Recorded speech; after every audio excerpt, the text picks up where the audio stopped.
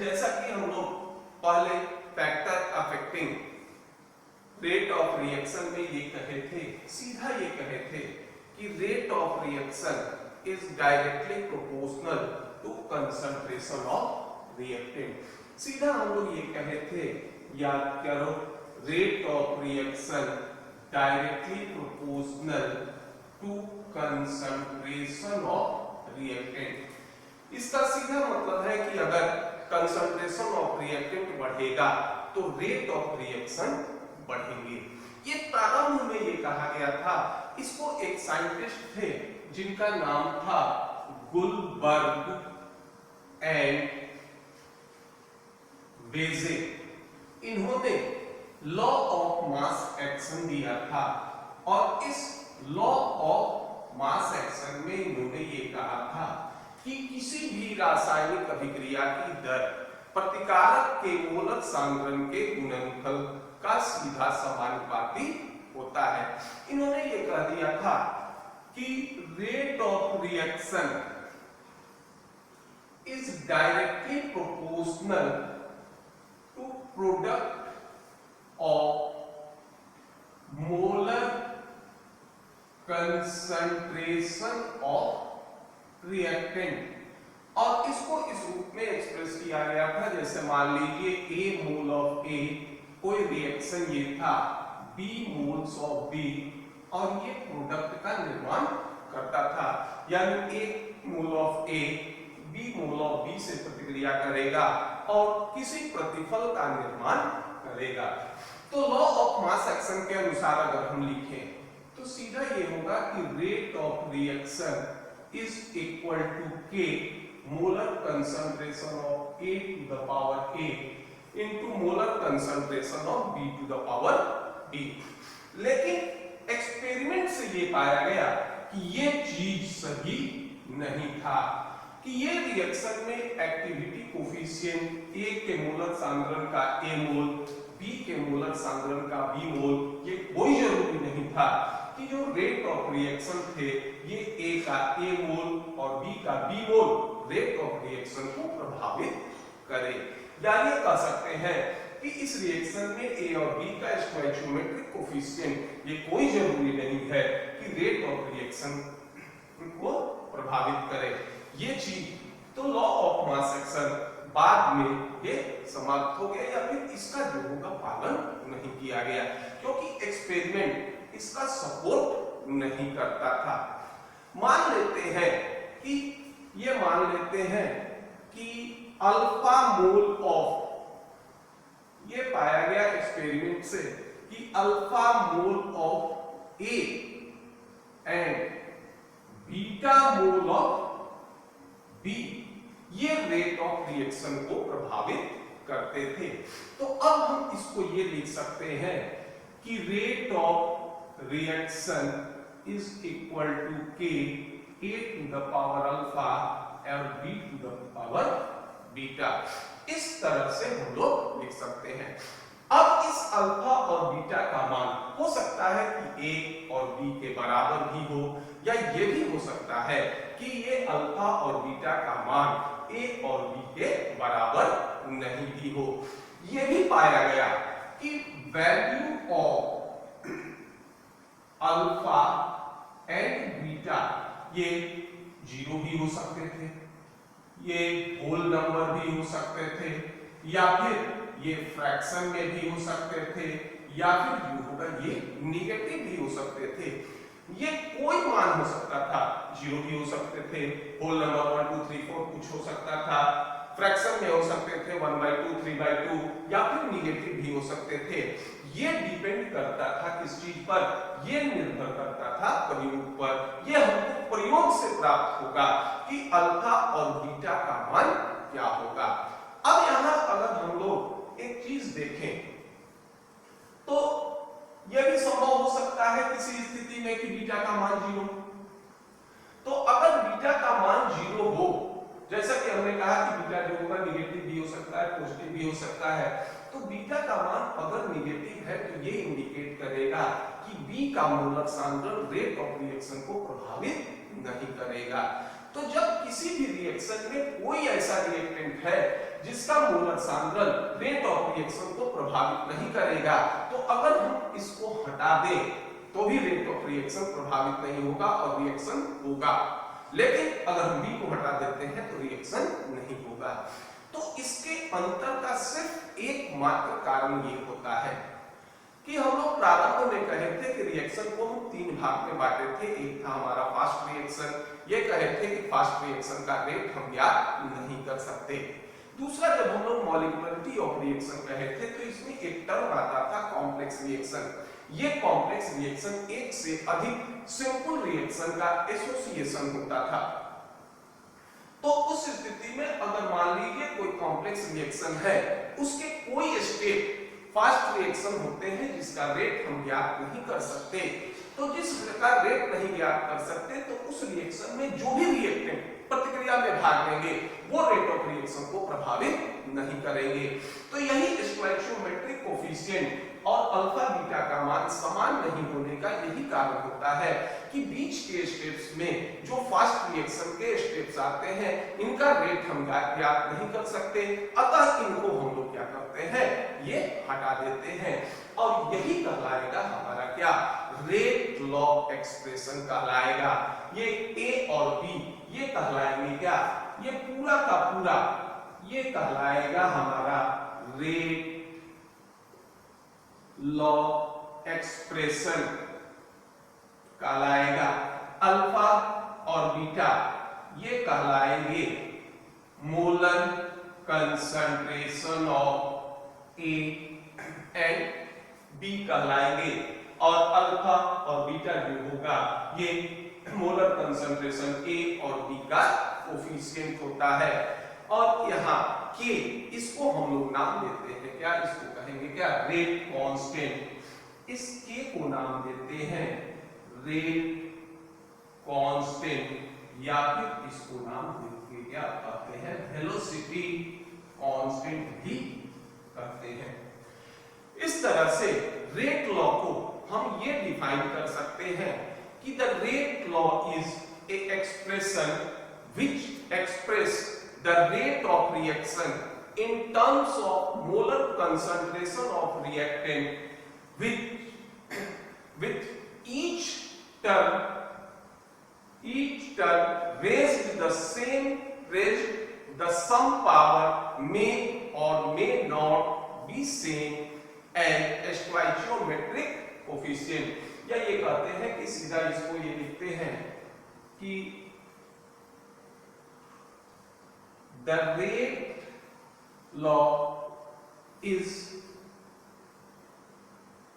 expression which express rate of reaction in terms of molar concentration of reactant with each reactant term raised by some power or exponent which is either equal to stoichiometric coefficient और not. तो यह है कि rate law expression इसलिए molar concentration of reactant के ऊपर जो power या फिर एक्सपोनेंट पर निर्भर करता है, ये पावर या एक्सपोनेंट या तो स्टोइचियोमेट्रिक कोफिशिएंट के बराबर होंगे या फिर जो होगा स्टोइचियोमेट्रिक कोफिशिएंट के बराबर नहीं भी होंगे। ये इस चीज पर निर्भर नहीं करता कि नहीं ये स्टोइचियोमेट्रिक कोफिशिएंट के बराबर ही नहीं होगा, ये स्टोइचियोमेट्रिक कोफिशिएंट के बराबर हो भी सकते हैं या फिर जो होंगे ये स्टोइचियोमेट्रिक कोफिशिएंट के बराबर नहीं भी हो सकते। इसको नोट कर लीजिए।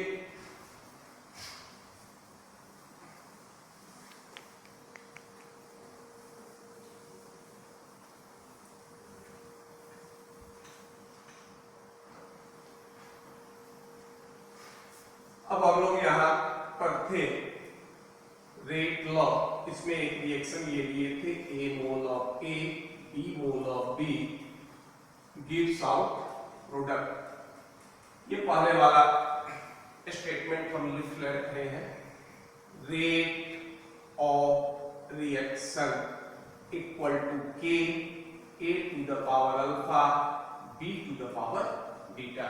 इस रिएक्शन के लिए हम लोग ये चीज लिखे थे। अब ये है कि इसमें इस पूरे को हम लोग नाम दिए थे क्या, रेट लॉ एक्सप्रेशन। ये A molar concentration of reactant को इंडिकेट करता था, B molar concentration of product को इंडिकेट करता था, K वेलोसिटी कांस्टेंट कर सकते हैं या फिर इसको रेट कांस्टेंट भी हम लोग कह सकते हैं। अब यहां एक चीज ये है कि ये K इंडिकेट करता था किसको, रेट कांस्टेंट या वेलोसिटी कांस्टेंट को। अगर हम लोग ये ले लेते हैं कि if concentration of A is equal to concentration of B is equal to 1, यदि A और B इसका सांद्रण 1 ले लें, अब इस वैल्यू को इसमें रखते हैं तो ये हो जाएगा rate of reaction equal to K 1 to the power alpha और 1 टू द पावर बीटा, और ये हो जाएगा आपका rate of reaction equal to K, या फिर ये कह सकते हैं क्या, रेट कांस्टेंट। तो अब रेट कांस्टेंट को हम ये डिफाइन कर सकते हैं कि यदि मोलर कंसंट्रेशन, प्रत्येक रिएक्टेंट का मोलर कंसंट्रेशन यदि 1 लेते हैं तो उस स्थिति में जो रेट ऑफ रिएक्शन होता है वही कहलाएगा क्या, रेट कांस्टेंट। इसलिए हम लोग इसको स्पेसिफिक रेट कांस्टेंट भी कहते हैं।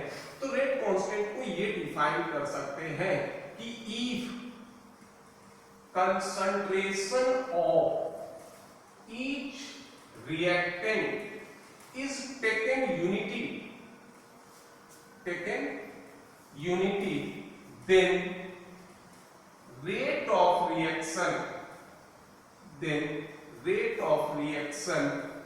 is called rate constant. तो इसको हम लोग नाम देंगे क्या, रेट कांस्टेंट। और इसी कारण इसको हम लोग ये भी कहते हैं स्पेसिफिक रेट कांस्टेंट भी कहेंगे। इसी कारण हम लोग इसको स्पेसिफिक रेट कांस्टेंट भी कहेंगे।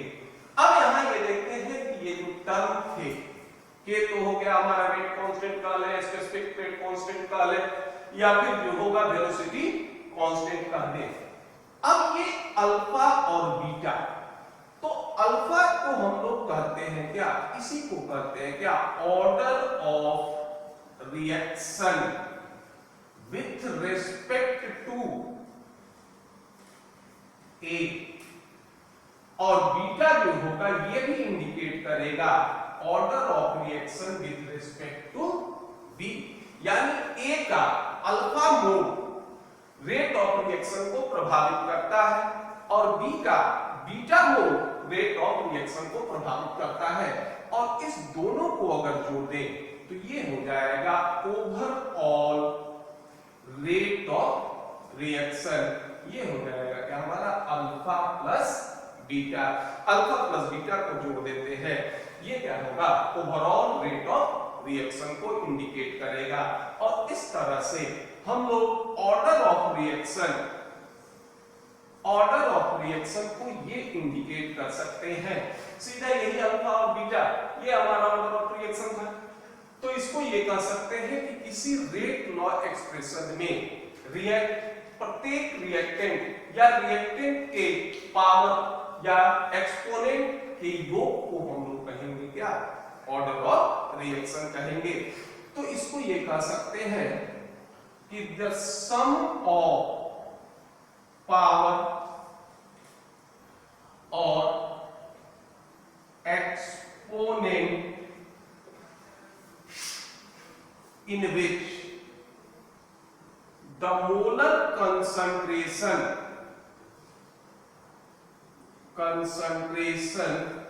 in the rate law expression in the rate law expression are raised to express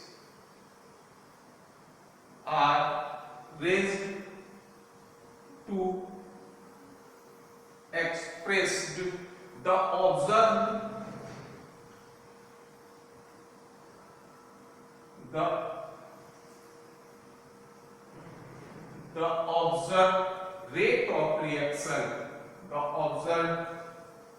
rate of reaction, इसको हम लोग नाम देंगे ऑर्डर ऑफ रिएक्शन, यानी द सम ऑफ पावर और exponent in which the molar concentration or in the rate law equation are raised to express the observed rate of reaction is called order of reaction। यानी rate law expression में इस reactant के power के योग या exponent के योग को हम लोग नाम देते हैं क्या, ऑर्डर ऑफ रिएक्शन कहते हैं। इसको नोट डाउन कर लीजिए।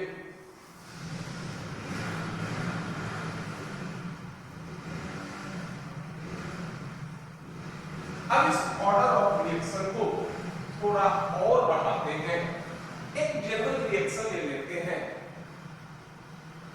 m mole of m plus n mole of n gives out product.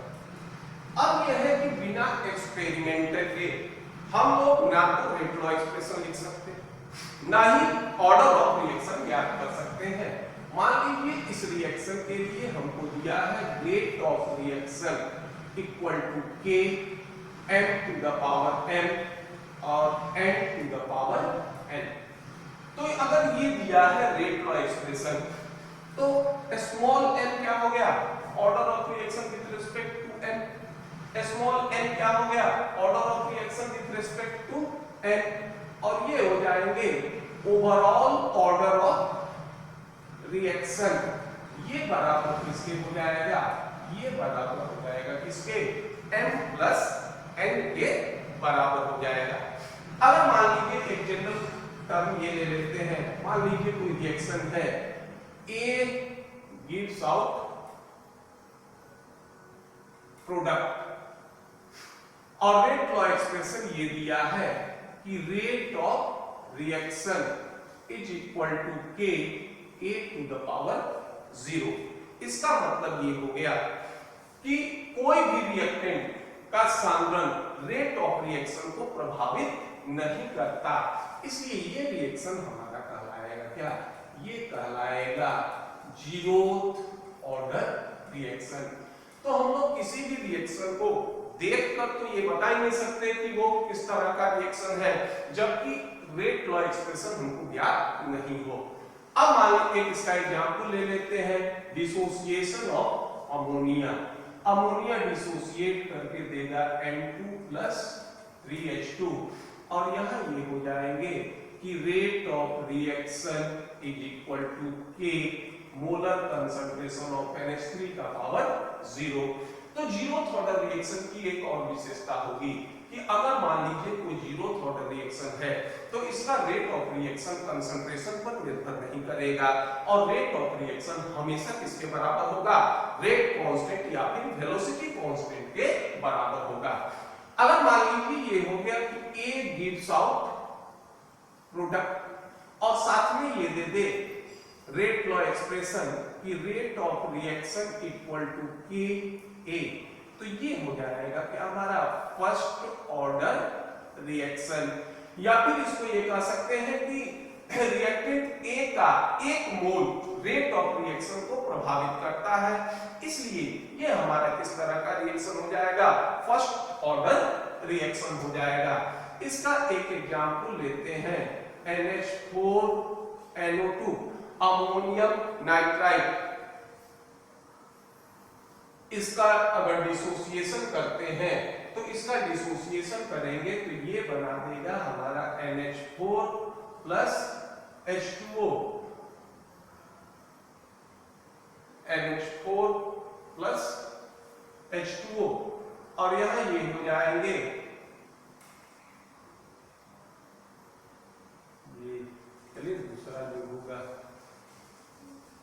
ये रिएक्शन नहीं ले,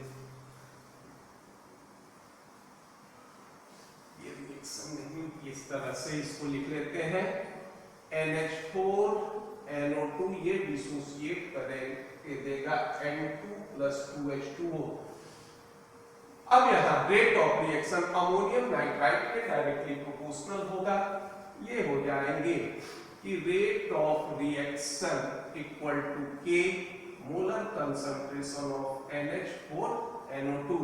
ये हो गया क्या हमारा फर्स्ट ऑर्डर रिएक्शन, यानी NH4 NO2 का एक मोल रेट ऑफ रिएक्शन को प्रभावित करता है, इसलिए ये हमारा फर्स्ट ऑर्डर रिएक्शन होगा। इसी तरह से अगर मान लीजिए ये दे दे 2A गिव्स आउट प्रोडक्ट और रेट ऑफ रिएक्शन इस तरह से दे कि rate of reaction equal to K A का स्क्वायर, यानी A का 2 मोल रेट ऑफ रिएक्शन को प्रभावित करता है, इसलिए ये हमारा रिएक्शन क्या हो जाएगा सेकंड ऑर्डर। और अगर एक जनरल फॉर्म ले लेते हैं Na गिव्स आउट प्रोडक्ट और यहां ये हो जाए कि rate of reaction equal to K A to the power n, यानी रिएक्टेंट A का n mole rate of reaction को प्रभावित करता है, इसलिए ये रिएक्शन हमारा क्या होगा nth ऑर्डर रिएक्शन होगा, nth ऑर्डर रिएक्शन होगा। अब ये n 0 हो सकते हैं, पॉजिटिव हो सकते हैं, नेगेटिव हो सकते हैं, फ्रैक्शन में हो सकते हैं, ये n का मान कुछ भी होगा। और ये n का मान किसी बैलेंस्ड केमिकल रिएक्शन को देखकर हम नहीं बता सकते, जब तक रेट लॉ एक्सप्रेशन का मान नहीं दिया हो तब तक हम लोग इसको ज्ञात नहीं कर सकते। अब इस nth ऑर्डर के लिए हम इस रिएक्शन को देखें तो अगर ऑर्डर ऑफ रिएक्शन बदलते जाता है तो इस n का मान क्या होगा बदलते जाए। अब ये n का मान इस रेट कांस्टेंट या वेलोसिटी कांस्टेंट के यूनिट को भी प्रभावित करेगा। अगर n का मान 0 होता है तो इस k का यूनिट या k का यूनिट अलग हो जाएगा, n का मान 1 होगा तो k का यूनिट अलग हो जाएगा, n का मान 2 होगा तो k का मान अलग हो जाएगा। तो अलग अलग ऑर्डर ऑफ रिएक्शन के लिए रेट कांस्टेंट या वेलोसिटी कांस्टेंट का मान अलग अलग होता है और यही रेट कांस्टेंट या वेलोसिटी कांस्टेंट का यूनिट ऑर्डर ऑफ रिएक्शन के कैरेक्टरिस्टिक भी होते हैं। तो सबसे पहले हम लोग ये देखते हैं कि यूनिट ऑफ के या फिर ये होगा क्या रेट कांस्टेंट। हम लोग सामान्यतः एक वैल्यू नहीं कैलकुलेट करेंगे। nth ऑर्डर रिएक्शन के लिए क्या था Na गिव्स आउट प्रोडक्ट और ये था rate of reaction is equal to K A to the power n और K बराबर हो जाएगा rate of reaction upon A to the power n। Rate of reaction का क्या यूनिट था मोल पर लीटर पर second. Molar concentration of A क्या हो जाएगा mole to the power n और लीटर ऊपर चला जाएगा, ये होगा litre to the power n। अब इसको अगर सॉल्व करें तो ये होगा K बराबर ये होगा मोल n-1 ऊपर जाएगा तो ये होगा मोल 1 - n, फिर ये हो जाएंगे आपके क्या लीटर n-1 सेकेंड इनवर्स। ये nth ऑर्डर रिएक्शन के लिए K का यूनिट होगा और जहां n हमको इंडिकेट करेगा किस चीज को, ये बताएगा ऑर्डर ऑफ रिएक्शन को। अगर 0th ऑर्डर रिएक्शन के लिए n का मान 0 हो जाएगा, फर्स्ट ऑर्डर के लिए n का मान 1 हो जाएगा, सेकंड ऑर्डर के लिए n का मान 2 हो जाएगा। तो ये कह सकते हैं कि फॉर 0th ऑर्डर, मान लीजिए 0th ऑर्डर के लिए रेट कांस्टेंट या वेलोसिटी कांस्टेंट का मान निकालना हो तो n का मान रखेंगे क्या 0, तो K बराबर हो जाएगा n का मान रखोगे तो ये होगा mole litre inverse second inverse. तो अगर कोई रिएक्शन जीरोथ ऑर्डर रिएक्शन होगा तो रेट कांस्टेंट या वेलोसिटी कांस्टेंट का यूनिट होगा mole litre inverse second inverse. अगर मान लीजिए फर्स्ट ऑर्डर है तो फर्स्ट ऑर्डर रिएक्शन के लिए n का मान होगा कितना 1, तो n का मान 1 रखोगे प्लस 1 माइनस 1 ये कैंसिल हो जाएगा, प्लस 1 माइनस 1 ये कैंसिल हो जाएगा, k का यूनिट हो जाएगा सिर्फ हो जाएगा क्या सेकंड इनवर्स। अगर मान लेते हैं कि ये सेकंड ऑर्डर रिएक्शन हो तो सेकंड ऑर्डर रिएक्शन के लिए n का मान हो जाएगा कितना 2। अब देखिए k का मान n का मान 2 रखेंगे तो ये होगा 1 माइनस 2 ये हो जाएगा आपका मोल इनवर्स, ये हो जाएगा 2 माइनस 1 1 ये हो जाएंगे लीटर सेकंड इनवर्स। अगर मान लेते हैं अगर कोई सेकंड ऑर्डर रिएक्शन होगा तो इसके लिए k या रेट कांस्टेंट का वैल्यू होगा mole minus 1 litre second inverse. अब एक चीज ये होगा कि ये भी कहते हैं कि n का मान फ्रैक्शन में हो सकता है, यानी if n इक्वल टू 3/2 यानी 1.5 ऑर्डर रिएक्शन हो तो उस स्थिति में k का यूनिट क्या हो जाएगा। अब देखिए 3/2 रखेंगे तो ये हो जाएगा क्या हमारा मोल माइनस 1/2 ये हो गए लीटर 3/2 माइनस 1 ये हो जाएगा लीटर 1/2 ये होगा सेकंड इनवर्स। तो अगर मान लेते हैं कोई 3/2 ऑर्डर रिएक्शन होगा तो k का यूनिट हो जाएगा mole minus 1/2 litre 1/2 second inverse. और इस तरह से किसी भी ऑर्डर ऑफ रिएक्शन के लिए रेट कांस्टेंट या वेलोसिटी कांस्टेंट का यूनिट निकालते हैं और ये देखते हैं कि प्रत्येक ऑर्डर के लिए रेट कांस्टेंट या वेलोसिटी कांस्टेंट के यूनिट अलग-अलग होते हैं और इसी कारण k का यूनिट ऑर्डर ऑफ रिएक्शन का कैरेक्टरिस्टिक भी होता है। इसको नोट कर लीजिए।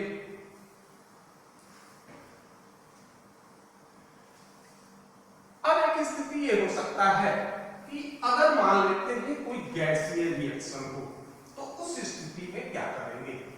मान लीजिए ये इक्वेशन ये हो जाए कि Na gas gives out product और ये हो जाए कि rate of reaction equal to k। अगर गैसीय रिएक्शन है तो यहां मोलर कंसंट्रेशन नहीं बल्कि क्या लेंगे partial pressure of A to the power n, क्योंकि पार्शियल प्रेशर मोलर कंसंट्रेशन के डायरेक्टली प्रोपोर्शनल होता है।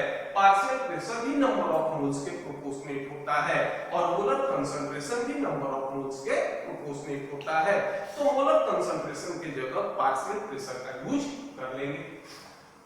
अब k बराबर हो जाएगा rate of reaction upon partial pressure of A to the power n। Rate of reaction गैसीय रिएक्शन के लिए क्या होता है मोलर कंसंट्रेशन ये हो गया क्या एटमॉस्फेयर अपॉन सेकेंड और पार्शियल प्रेशर का फिर हो जाएगा atmosphere to the power n। तो k बराबर होता है atmosphere 1 minus n second inverse. ये कटेगा n माइनस 1 होगा ऊपर जाएगा 1 माइनस n हो जाएगा। तो अगर कोई गैसीय रिएक्शन होता है तो रेट कांस्टेंट या वेलोसिटी कांस्टेंट का यूनिट होगा k equal to atmosphere 1 minus n second inverse और ये होगा कि where n equal to order of reaction. तो इस तरह से हम लोग रेट ऑफ रिएक्शन और ऑर्डर ऑफ रिएक्शन क्या होता है इसको हम लोग देखें। अब कुछ एग्जांपल और न्यूमेरिकल के सहायता से हम लोग इसको और जो होगा ये क्लियर करेंगे। न्यूमेरिकल ये है कि कोई रिएक्शन है जिसमें रेट लॉ एक्सप्रेशन दिया हुआ है k rate of reaction equal to k a b c square और ये कहता है कि यदि C का कंसंट्रेशन डबल कर दिया जाए तो रेट ऑफ रिएक्शन पे क्या प्रभाव पड़ेगा। दूसरा ये है कि अगर B का सांद्रण हाफ कर दिया जाए तो रेट ऑफ रिएक्शन पे क्या प्रभाव पड़ेगा। और तीसरा है कि यदि ए, बी और सी तीनों का सांद्रण अगर 3 गुना कर दिया जाए तो रेट ऑफ रिएक्शन पर क्या प्रभाव पड़ेगा। तो सबसे पहले मान लेते हैं कि ये मान लेते हैं रेट ऑफ रिएक्शन, इसको हम लोग कैपिटल आर मान लें। तो आर बराबर ये हो जाएगा K molar concentration of A B C का स्क्वायर। ये हमारा मान लीजिए फर्स्ट पार्ट है। फर्स्ट पार्ट ये कहता है कि यदि सी का कंसंट्रेशन डबल कर दे, तो सी का कंसंट्रेशन अगर डबल कर दे तो ए और बी दोनों के कंसंट्रेशन पर कोई प्रभाव नहीं करेंगे। तो ये मान लेते हैं नया रेट ऑफ रिएक्शन अगर हमारा आर डैश है तो ये हो गया कि ए के कंसंट्रेशन में कोई परिवर्तन नहीं, बी के कंसंट्रेशन में कोई परिवर्तन नहीं, लेकिन सी के कंसंट्रेशन को हम 2 गुना कर दिए। अब ये हो जाएगा आर डैश इक्वल टू के A B C square into 2 का स्क्वायर हो जाएगा 4 फ्रॉम इक्वेशन 1। ये देखिए इतना दूर किसके बराबर है, आर के बराबर। तो आर डैश बराबर हो जाएगा किसके, 4r के, यानी रेट ऑफ रिएक्शन क्या होगा 4 टाइम्स या 4 गुना बढ़ जाएगा अगर सी के कंसंट्रेशन को हम लोग डबल कर देते हैं। दूसरा ये था कि concentration of B is half. अगर बी का कंसंट्रेशन हाफ कर दे तो कंसंट्रेशन ऑफ बी का कंसंट्रेशन अगर हाफ करें तो पहला रिएक्शन हमारा वही है कि molar concentration of A B C का स्क्वायर। बी का कंसंट्रेशन अगर हाफ करते हैं, फिर मान लेते हैं नया रेट ऑफ रिएक्शन अगर आर डैश है इक्वल टू के ए बी का कंसंट्रेशन हाफ कर देते हैं, ये हो गया b by 2 c square. R dash equal to के A B C square by 2 from equation 1 से ये होगा r dash equal to r by 2, यानी रेट ऑफ रिएक्शन क्या हो जाएगा, हाफ, आधा हो जाएगा। और तीसरा था कि यदि ए बी और सी तीनों का कंसंट्रेशन अगर 3 गुना कर दे तो पहला तो स्थिति सेम रहेगा, आर इक्वल टू के ए बी सी का स्क्वायर। दूसरा फिर नया रेट ऑफ रिएक्शन, इसको फिर हम मान लेते हैं क्या, आर डैश बराबर होगा के ए का सांद्रण 3 गुना कर दिए, बी का सांद्रण 3 गुना कर दिए और सी का भी सांद्रण 3 गुना कर दिए। तो आर डैश बराबर होगा के ए बी सी स्क्वायर। अब ये हो गया 3 टू द पावर 4, ये हो जाएगा 81 फ्रॉम इक्वेशन 1।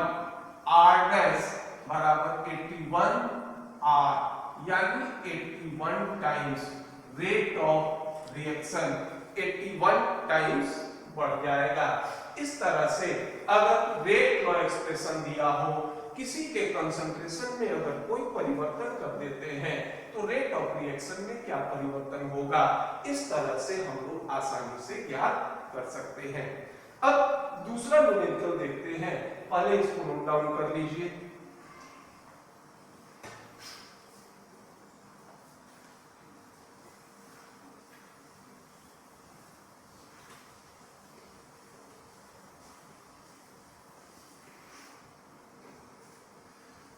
दूसरा है क्वेश्चन कि the rate of A gaseous reaction, the rate of A gaseous reaction half when the volume of the vessel,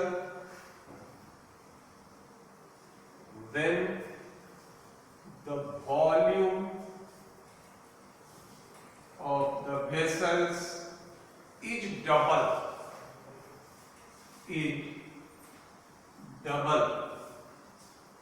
what is order of reaction? Order of reaction क्या होगा। ये कहते हैं कि ये कोई गैसीय रिएक्शन है। गैसीय रिएक्शन का मतलब होता है कि वैसी अभिक्रिया जिसमें रिएक्टेंट और प्रोडक्ट सभी का अवस्था गैस हो। ये कोई गैसीय रिएक्शन है, इसका रेट ऑफ रिएक्शन आधा हो जाता है। अगर पात्र का आयतन हम लोग क्या कर देते हैं, 2 गुना कर देते हैं।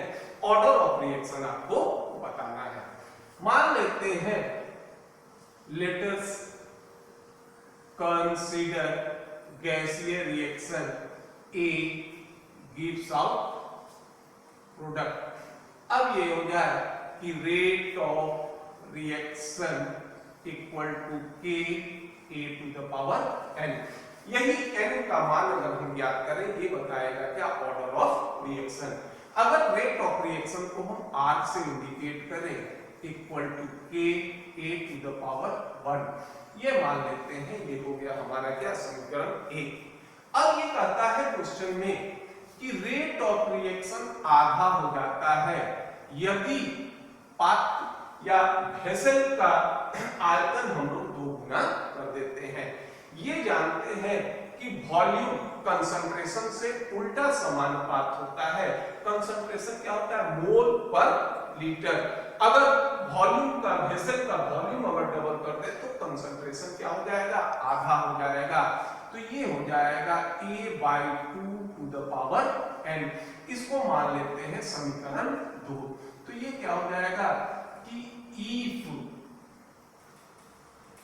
vessels is, ये कर लेते हैं, if volume of vessel is double